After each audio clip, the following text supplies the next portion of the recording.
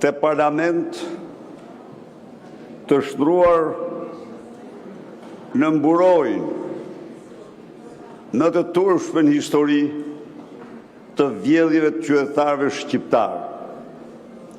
Këtë parlament që për herë të parë në 35 vite parlamentarizëm pluralist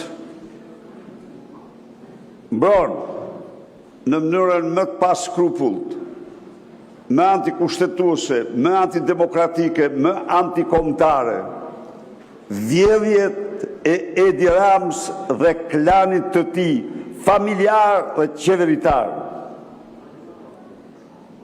Çdo gjë që ndigjoni të dashur qytetar vjen nga fakti se Edi Rama e ka shtuar këtë parlament në një leckë të vetëm, në të cilin nuk respektohet as një ligj, as një rregull, as kushtetuta, as gjë tjetër përveç se interesave të tij.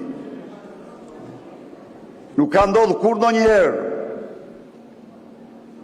që shqiptarët të ngrihen këmbë dhe mbar bota për imunitetin e Lubi Ballukut,